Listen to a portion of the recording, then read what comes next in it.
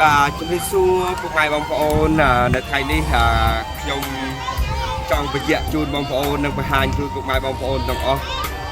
សម្រាប់ការរត់របស់ខ្ញុំរយៈពេល8ថ្ងៃពីក្រុងសៀមរាបឡើងមកមណ្ឌលមេឈើនៅខណ្ឌកំពូលក្រុងភ្នំពេញនេះគឺខ្ញុំបានទទួលនៅថវិកាសម្រាប់ការបរិច្ចាគចំនួន$45,777 គុំទស្សនភាពនេះគឺภาพទាំងទាំងបងប្អូនយើងបាទតែស្គាល់តែផ្នែកដែរបងប្អូនយើងឃើញអាចអមមើលថាមិនបងប្អូនយើងបាទគឺគាត់ឡាយតែច្រើននេះពលិតគ្នាមែនទេ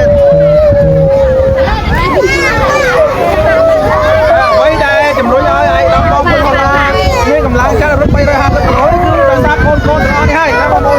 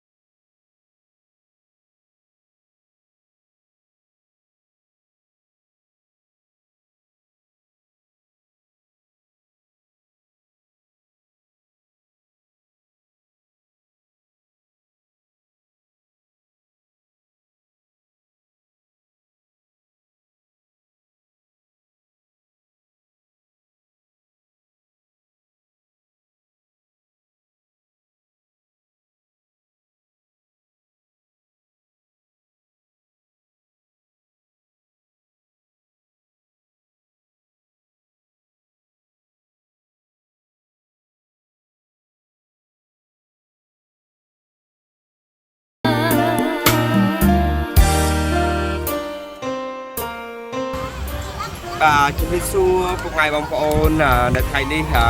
ខ្ញុំចង់បញ្ជាក់ជូនបងប្អូននិងបង្ហាញជូនពុកម៉ែបងប្អូនទាំងអស់សម្រាប់ការរត់របស់ខ្ញុំរយៈពេល8ថ្ងៃពីក្រុងសៀមរាបឡើងមកមណ្ឌលមេឈើនៅខណ្ឌកំពូលក្រុងភ្នំពេញនេះគឺខ្ញុំបានទទួលនៅថវិកាសម្រាប់ការបរិច្ចាគចំនួន$45,777 បាទពីពុកម៉ែបងប្អូនសប្បុរសជនទាំងអស់ក្នុងការចូលរួមជួយមកកាន់កូននៅក្នុងមណ្ឌលមេឈើទាំងអស់បាទដូច្នេះខ្ញុំផុនផល្លាសូមគោរពថ្លែងអំណរគុណនៅទឹកចិត្ត